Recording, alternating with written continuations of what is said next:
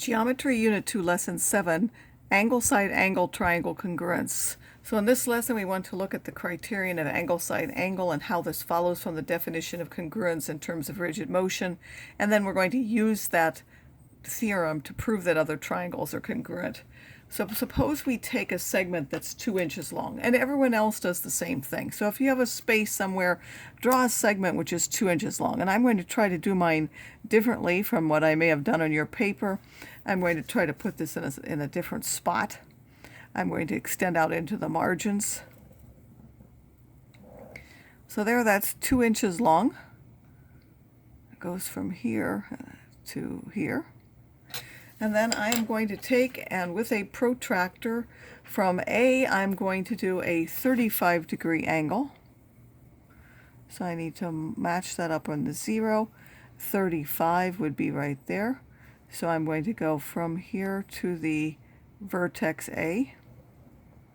That's a 35-degree angle. And then from B, I'm going to go ahead, and it says a 45 angle from B, so now I match up B on the 0 here. 45 degrees will now come this way. This will be 45, and I'm going to do 45. And I've done that rather fast, but if you were to take that and match that up for everyone else, would those two triangles be congruent? So we've made, everyone has done the same thing. They've done 2 inches, and they've done 2 angles at the ends, which are fixed. Will everyone get the same triangle? So if you've done that, or you look at the one on the paper, does it match the one I have? And yes, the triangles match.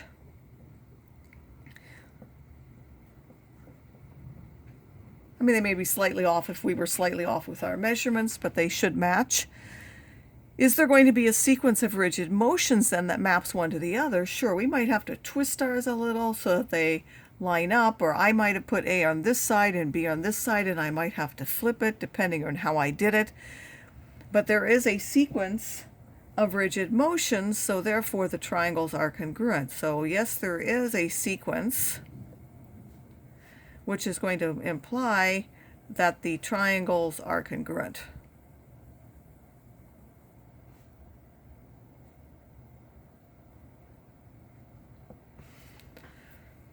So that's not a proof, but you can show that that's true. Someone could actually show that there is a sequence of rigid motions that will work for that.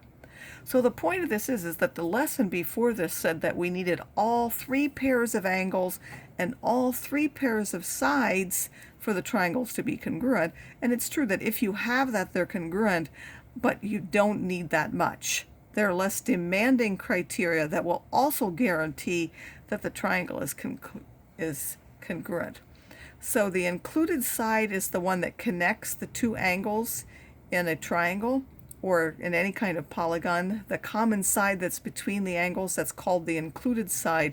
So here, this 2-inch side is the included side between angles A and B, because angle A has side 1 and side 2, and then B has another side, and then this one, and this 2-inch side is part of both angles. That's the included side. So now what does the angle side angle triangle congruence theorem says? It basically said if you have those 3 things that match, that's enough. So if the 2 angles and the included side of one triangle are congruent to the 2 angles in the included side of another triangle, then the triangles are congruent. So we don't need all 6 parts, we only need those 3. Now it won't be any 3, we'll see that there are some conditions that work and some of them that don't work. Angle side angle is one of them which works.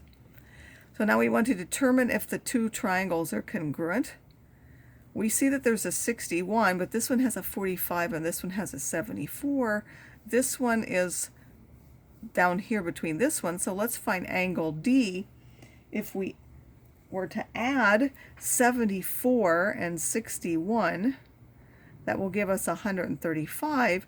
So then to find that missing one by the triangle sum theorem, we can take that 180 minus that, and that's 45. So this one is 45. So now we have that angle A is congruent to angle D. So one angle matches. We have angle C is congruent to angle F.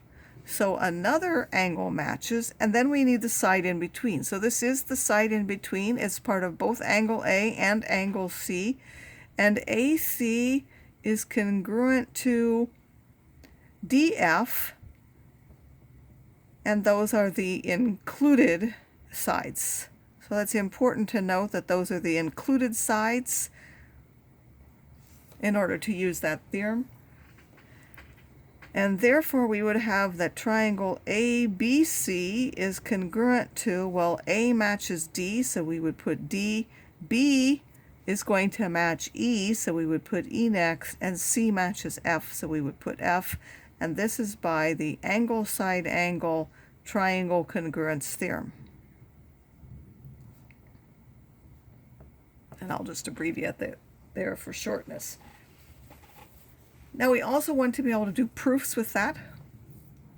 So it says, given that we have in this picture that those angles are congruent, prove that the two triangles are congruent.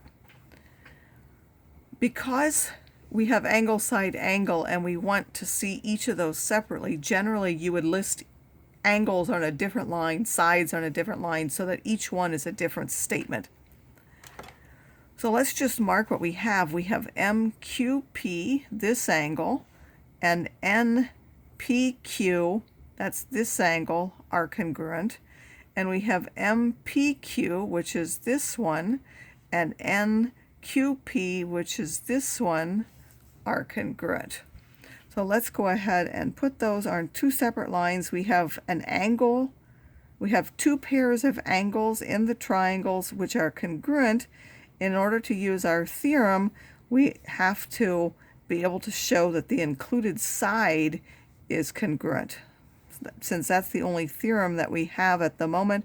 Otherwise, we would need all 6 pairs, and we don't have all 6 pairs. So each of these is given. And now what side do we need? Well, what is the included side? Between the common side of these two angles is QP, and the common side of these two angles is also QP.